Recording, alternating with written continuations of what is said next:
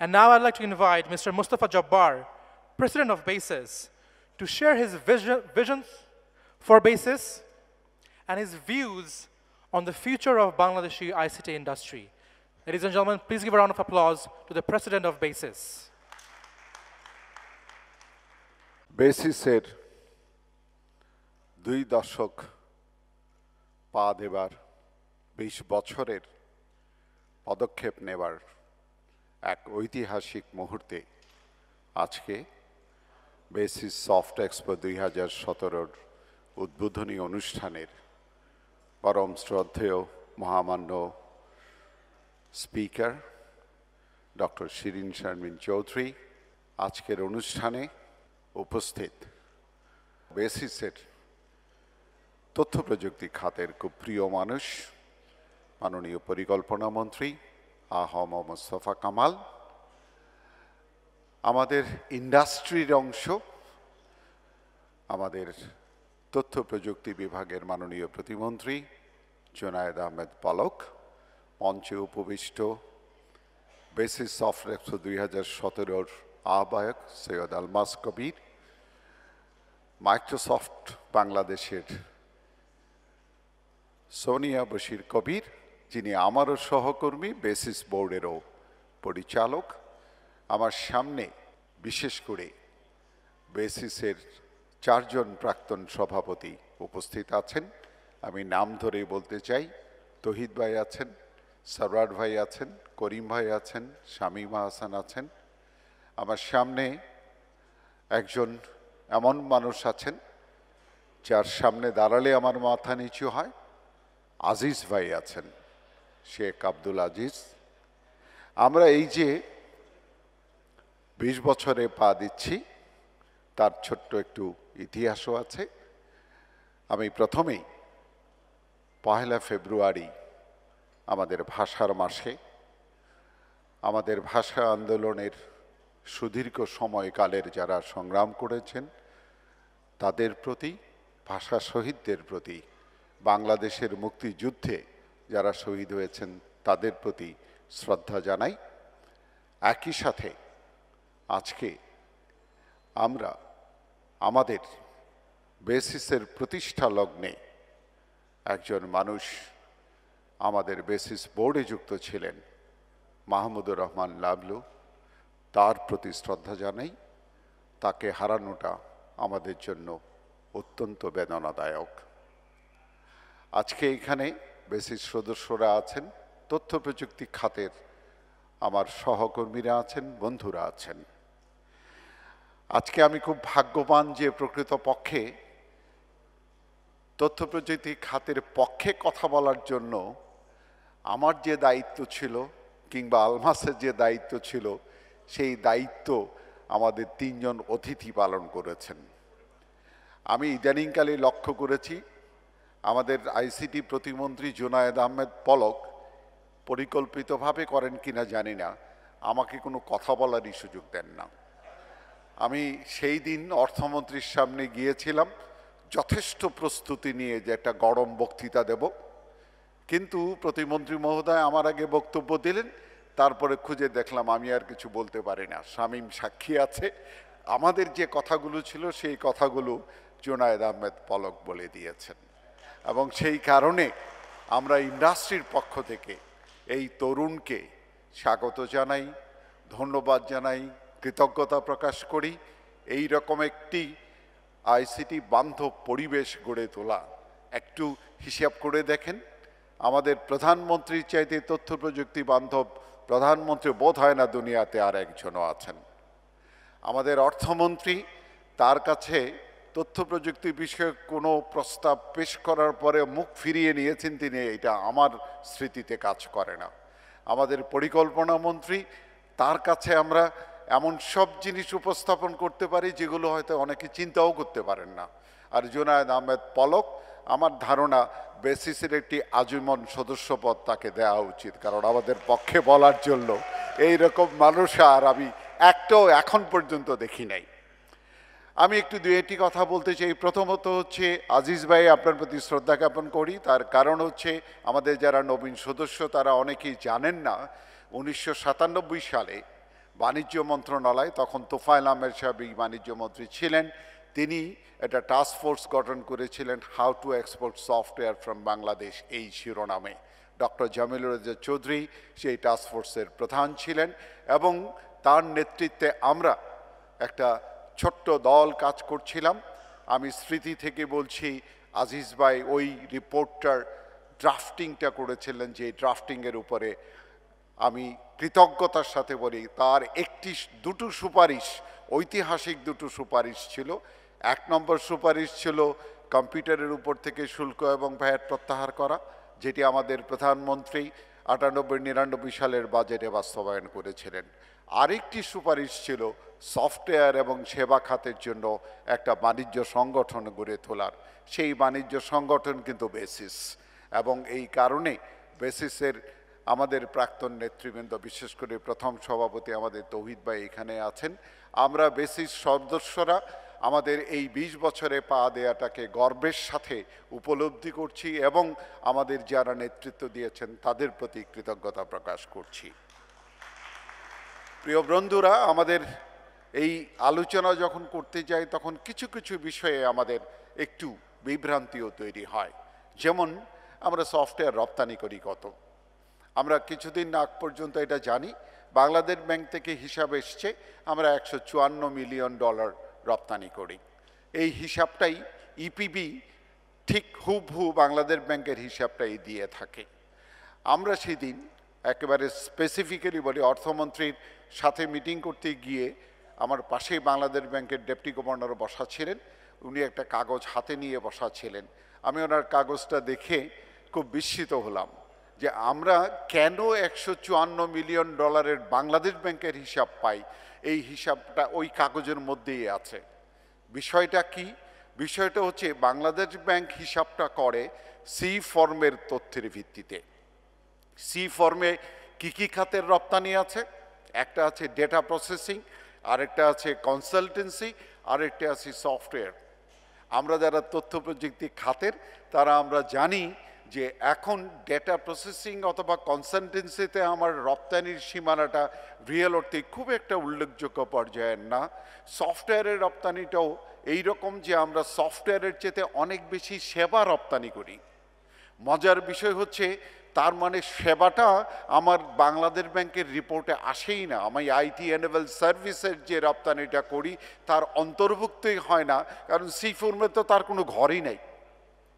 আরেকটি বিষয় আছে, সেটি হচ্ছে সি ফর্মে তখনই রিপোর্ট করতে হয় যখন ওই রপ্তানিটা $10,000 উপরে হয়।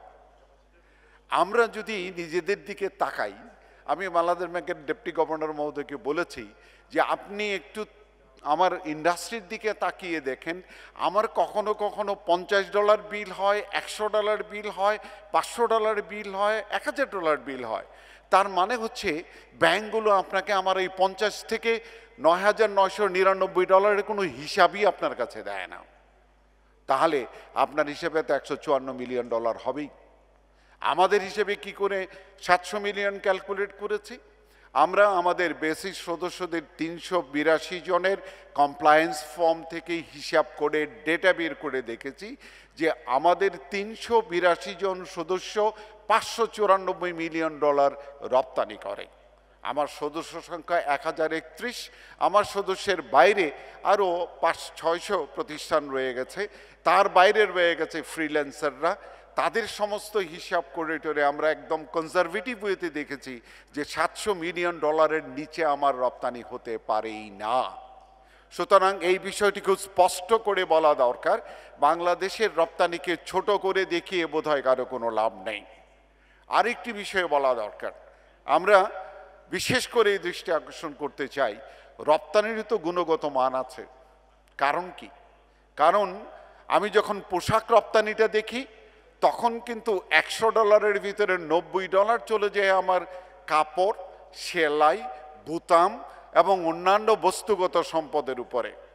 আর আমি যখন সফটওয়্যার রপ্তানি করি তখন আমার $100 100 ভাগ আমি মাথা থেকে উৎপাদন করি। অতএব ভ্যালু এডিশনের মাত্রাটা যদি দেখেন, আমি বলেছি আমি যদি $5 বিলিয়ন রপ্তানি করি তথ্য প্রযুক্তি খাত থেকে, পোশাক রপ্তানির $50 বিলিয়ন সমান হচ্ছে আমার এই $5 বিলিয়ন। এবং এই জায়গাটা বোধহয় আমাদের বোঝার দরকার আছে। আমি আর দুটো বিষয়ে শুধুমাত্র কথা বলবো। একটি বিষয় হচ্ছে আমরা তথ্য প্রযুক্তি খাত বড় হচ্ছি, আমরা সরকারের পৃষ্ঠপোষকতা পাচ্ছি, আমরা সব দিক থেকেই মোটামুটি ইতিবাচকভাবেই আমি একটা পরিবেশ পেয়েছি। কিন্তু বাংলাদেশের সরকারের কাজকর্মের দিকে যদি তাকিয়ে দেখি, বাংলাদেশের কোনো একটি বড় কাজ নাই যে কাজ বাংলাদেশের কোনো কোম্পানি করতে পারে। কেন পারে না? আমি মোস্তফা কামাল ভাইয়ের একটু দৃষ্টি আকর্ষণ করব স্পেসিফিক্যালি যে সরকারের পিপিআরে এবং সিপিটিউতে যেভাবে বিষয়গুলো আছে, তার ফলে অন্তত দুটো জায়গাতে বাংলাদেশে কোনো উৎপাদিত হার্ডওয়্যার কোম্পানি হার্ডওয়্যারে পার্টিসিপেট করতে পারে না, কারণ ওখানে লেখা থাকে ইন্টারন্যাশনাল রিপিউটেড ব্র্যান্ড। বাংলাদেশের সফটওয়্যার এবং সেবা খাতের কোনো প্রতিষ্ঠান সরকারি কাজে অংশ নিতে পারে না, তার কারণ তাকে বলা হয় এত $1 মিলিয়ন টার্নওভার নিয়ে আসো, এই পরিমাণ অভিজ্ঞতা নিয়ে আসো, এবং এই শর্তগুলো এমনভাবে দেয়া থাকে যে প্রকৃতপক্ষে দেশীয় কোনো কোম্পানি তাতে অংশগ্রহণ করতে পারে না।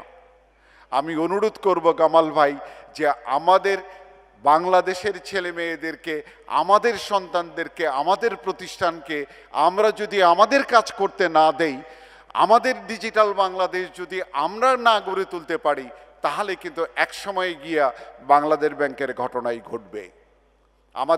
আমি নাম বলবো না, কিন্তু আমি দু একটি জায়গায় বলবো, করিম ভাই সাক্ষী আছেন, আমরা একটি বিদেশি কোম্পানির কাজ পর্যালোচনা করছিলাম, এবং সেই বিদেশি কোম্পানি বাংলাদেশের ভাষা প্রয়োগ করা তো দূরের কথা, একটা ইউজার ইন্টারফেস পর্যন্ত তৈরি করে দেখাতে পারছিল না।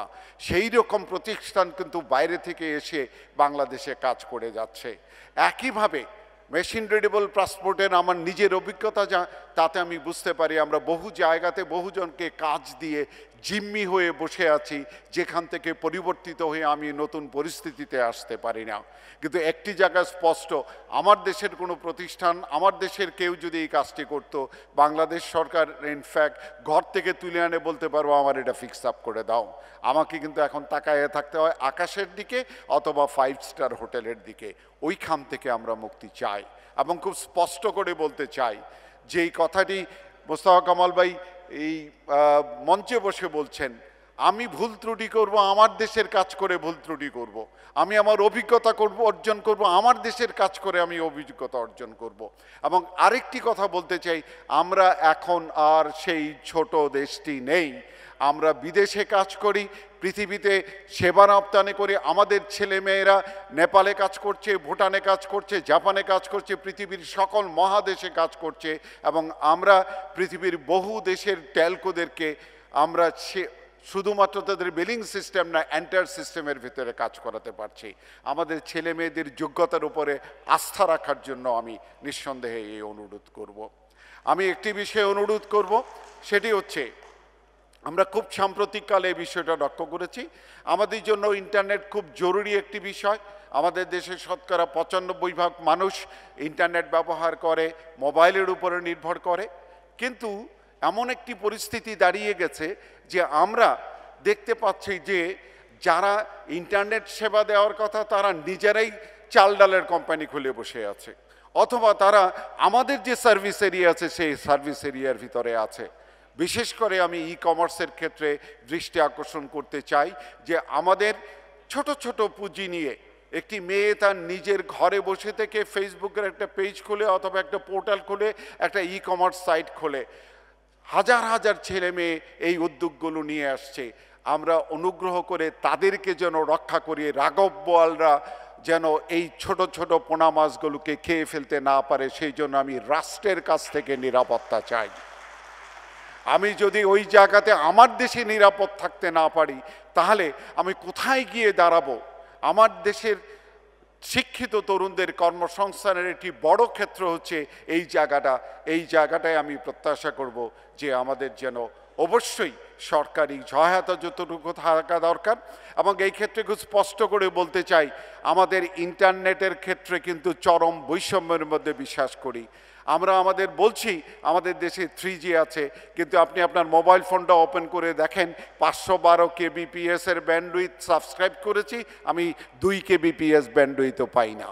এই যে না পাই, সেই জন্য শাস্তি বিধানের ব্যবস্থাটা থাকা উচিত ছিল। ইন্টারনেটের প্যাকেজের কোনো সুশৃঙ্খল ব্যবস্থা আমি দেখি না, যা খুশি তাই চাই করা হয়। সবচেয়ে দুঃখজনক যেটি আমি মনে করি এটা উল্লেখ করা দরকার, সরকারের কাছ থেকে 525 টাকায় ব্যান্ডউইথ কিনে MBPS, সেই ব্যান্ডউইথ তারা লক্ষ লক্ষ টাকায় ডেটা হিসেবে বিক্রি করে। আমরা ব্যান্ডউইথ কিনতে চাই, ডেটা কিনতে চাই না। আমাদেরকে ব্যান্ডউইথ দেওয়া হোক। এবং আমি লক্ষ্য করেছি কোনো অবস্থাতেই আমাদের যারা টেলকোগুলো আছে তাদের কাছে কোনো আনলিমিটেড প্যাকেজ বলতে কিছু এক্সিস্ট করে না। তার মানে হচ্ছে আমি কিলোবাইট খরচ করব এবং প্রতি মুহূর্তে দেখব এই তো আমার প্যাকেজ শেষ হয়ে গেল, তাহলে আমি তথ্য প্রযুক্তির ব্যবসা কি দিয়ে করতে পারবো? এই জায়গাটায় আমার কাছে মনে হয় যে আমাদের দৃষ্টি দেওয়া দরকার আছে। বিশেষ করে আমাদের বিটিআরসির দৃষ্টি আকর্ষণ করি, আমরা টেলিকম বিভাগের দৃষ্টি আকর্ষণ করছি। ইন্টারনেট যদি যথাযথভাবে দেয়া না যায়, যদি সহনীয় মূল্যে দেয়া না যায়, তাহলে কিন্তু আমাদের ডিজিটাল বাংলাদেশের ভিত্তিটা গড়ে উঠবে না। যদি এই ভিত্তি না থাকে, সামনে আমরা যেতে পারবো না। আমি আমার শেষ বক্তব্যের মধ্যে বলতে চাই, সেটি হচ্ছে, আমি মনে আছে অক্টোবর মাসে ডিজিটাল ওয়ার্ল্ডে মাননীয় প্রধানমন্ত্রী, অর্থমন্ত্রী এবং সকলের সামনে একটি ছোট্ট দাবি পেশ করেছিলাম। দাবিটা খুব সহজ। বাংলাদেশ থেকে রপ্তানি করলে সেই রপ্তানির বিনিময়ে সরকার নানাভাবে প্রণোদনা দিয়ে থাকেন। একটি হচ্ছে নগদ প্রণোদনা। বাংলাদেশ থেকে পোশাক তো বটেই, কচুল্লতি রপ্তানি করলেও তার মধ্যে নগদ সহায়তা পাওয়া যায়। আমি মেধা রপ্তানি করব, তার জন্য কেন নগদ সহায়তা পাবো না? আমি মনে করি সেই দিন যে দাবিটা তুলেছিলাম, সেই দাবিটি আবারও আমি তুলতে চাই যে আমরা সফটওয়্যার এবং সেবা একই সাথে হার্ডওয়্যার, ইনফ্যাক্ট আমরা ভাগ করতে বলেছি C4কে, হার্ডওয়্যার, সফটওয়্যার এবং সেবা, এই তিনটি খাতে আমরা যে রপ্তানি করব, সেই রপ্তানির বিনিময়ে আমাদের জুনায়েদ আহমেদ পলক আমাদের হয়ে 20 ভাগ নগদ সহায়তা পেয়েছেন। এটি হচ্ছে সর্বোচ্চ সেলিং। অবশ্য আমি মনে করি যে যাত্রাটা শুরু করতে হবে। 20 না দেন, 19 দেন, 19 না দেন, 18 দেন, কিছু না কিছু তো দেবেন, কিছু না কিছু তো আমরা প্রত্যাশা করব। আমি মোস্তফা কামাল ভাই দৃষ্টি আকর্ষণ করতেছি যে আমাদেরকে এই বছর থেকে যদি আপনি নগদ প্রণোদনা দেন, যেখান থেকে শুরু করেন, আপনি পরের বছর রিভিউ করে দেখেন আপনার এই নগদ প্রণোদনার বিনিময়ে আমরা আমাদের লক্ষ্য অর্জন করতে পারছি কিনা। পারফরমেন্স দেখে আমাকে আবার রিনিউ করেন, কিন্তু যাত্রাটা তো শুরু করেন। এই যাত্রাটা যদি শুরু করেন, আমরা বেসিস থেকে এইটুকু প্রতিশ্রুতি দিতে পারি দুটো বিষয়ে। এক, আমরা নিশ্চিত করব এই নগদ প্রণোদনা কোনো ধরনের মিস ইউজ হবে না, অর্থাৎ অপব্যবহার যাতে না হয় সেই জায়গাটা আমরা নিশ্চিত করব। এবং আমরা একই সাথে বলছি, আপনারা লক্ষ্য করেছেন আমাদের হিসাবে আমরা $700 মিলিয়ন করছি, আমাদের 18 সালে 1 বিলিয়ন করার কথা। আমি আজকে এই মঞ্চে বলছি, বেসিস সদস্যরা এবং তাদের সাথে ইন্ডাস্ট্রির যারা আছেন তারা মিলিয়ে 2017 সালে ইনশাল্লাহ আমরা $1 বিলিয়ন ক্রস করব। অতএব আমরা 21 সালের 5 বিলিয়ন আমাকে নগদ সহায়তা দিয়ে সহায়তা করুন। আমরা ইনশাল্লাহ 21 সালের আগে বঙ্গবন্ধুর জন্ম শতবার্ষিকী 2020, আজকে আমরা এইটুকু বলতে চাই, বঙ্গবন্ধুর জন্মদিনের উপহার হিসেবে আমরা $5 বিলিয়ন রপ্তানির প্রতিশ্রুতি আপনাদের সামনে দিতে পারি, কিন্তু আমাদের পাশে আপনারা এসে দাঁড়ান। আমি আমার বক্তব্যে আর নতুন কোনো কথা বলতে চাই না, এটি কৃতজ্ঞতা প্রকাশ করতে চাই। আমি প্রথমেই বলেছিলাম, আমরা সবাই জানি ফেব্রুয়ারি মাস এবং ফেব্রুয়ারি মাস ভাষার মাস। আজকে আমি কৃতজ্ঞতা প্রকাশ করতে চাই এই ভাষার মাসে যেই মহৎ কাজটি আমরা করতে দেখেছি। মাননীয় মন্ত্রী জনাব আহমদ মুস্তফা কামাল, তার পরিকল্পনা মন্ত্রণালয়ের মাধ্যমে মাননীয় প্রধানমন্ত্রী জননেত্রী শেখ হাসিনা এবং এর যে মূল উদ্যোক্তা আমাদের জুনায়েদ আহমেদ পলক, তার ICT ডিভিশন, সেই ডিভিশনের পক্ষ থেকে তথ্য প্রযুক্তিতে বাংলা ভাষার উন্নয়নের জন্য সরকার 152 কোটি টাকার একটি প্রকল্প গ্রহণ করেছে।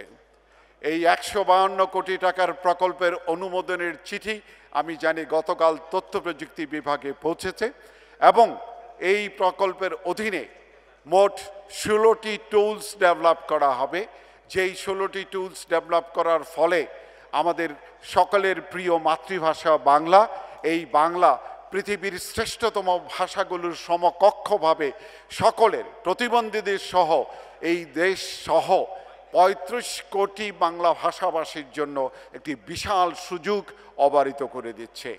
আমি আমাদের এই বাংলা ভাষাভাষী মানুষদের পক্ষ থেকে, বেসিসের পক্ষ থেকে এবং আমাদের ভাষা শহীদদের স্মৃতির প্রতি শ্রদ্ধা জানিয়ে এই রকম একটি প্রকল্প পাশ করার জন্য মাননীয় প্রধানমন্ত্রী, পরিকল্পনা মন্ত্রী, অর্থমন্ত্রী এবং মাননীয় প্রতিমন্ত্রী সকলের কাছে কৃতজ্ঞতা প্রকাশ করি, ধন্যবাদ জানাই।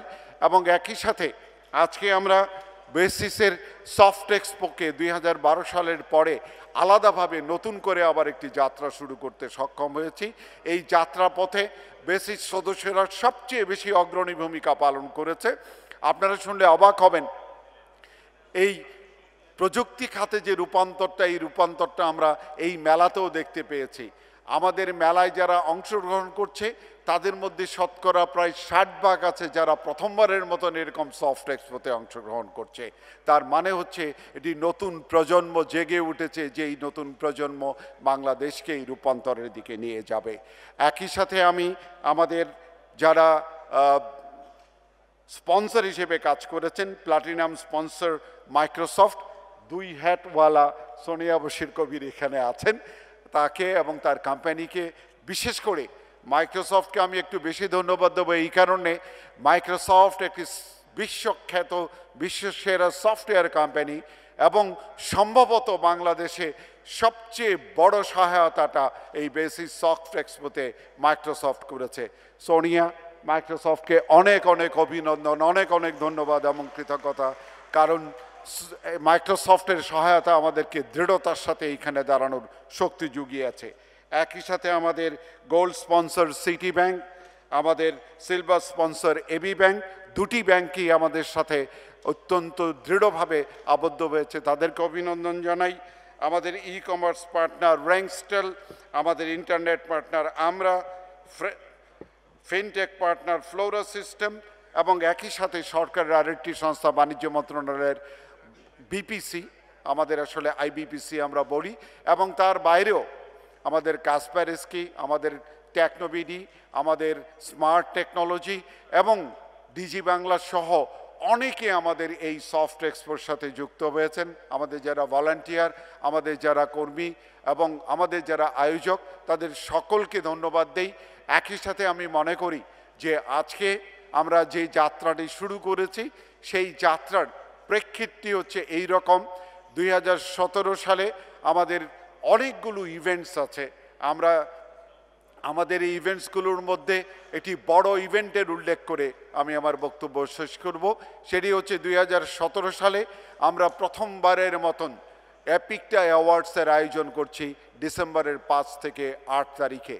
আমাদের সাথে আইসিটি ডিভিশনের কথা হয়েছে, আমরা চেষ্টা করব একই সাথে যেন ডিজিটাল ওয়ার্ল্ডেরও আয়োজন করা হয় এবং এপিকটা অ্যাওয়ার্ডসকে এশিয়া প্যাসিফিকের অস্কার পুরস্কার বলা হয়, যেখানে আমরা প্রায় 1000 খানেক বিদেশি অতিথিকে আমন্ত্রণ জানিয়ে নিয়ে আসব যারা এতে অংশ নেবেন। আমরা বাংলাদেশ থেকে একটি শক্তিশালী টিম সেই প্রতিযোগিতায় অংশগ্রহণ করতে চাই। আমাদের যারা সদস্য বন্ধুরা আছেন তাদেরকে অনুরোধ করব আমরা যেন একটি হোস্ট কান্ট্রি হিসেবে এপিকটা অ্যাওয়ার্ডসে আমাদের সক্ষমতা তুলতে পারি, অন্তত পক্ষে এশিয়া প্যাসিফিক অঞ্চলকে দেখিয়ে দিতে পারি যে বাংলাদেশের তথ্য প্রযুক্তি কতটা বিশালায় করে বড় ধরনের বিস্তৃতি লাভ করতে পেরেছে। আমি কৃতজ্ঞতা প্রকাশ করি, ধন্যবাদ জানাই এবং আপনাদের সকলের কাছে আবারও কৃতজ্ঞতা প্রকাশ করে আমি আবার বক্তব্য শেষ করছি। সবাইকে বেসিস সফট এক্সপো 2017 দেখার জন্য আমন্ত্রণও জানাচ্ছি। আমরা এর পরে এখানে উদ্বোধন করব, মেলার আনুষ্ঠানিক উদ্বোধন করব এবং তারপরে মেলা উন্মুক্ত হয়ে যাবে। সবাইকে ধন্যবাদ।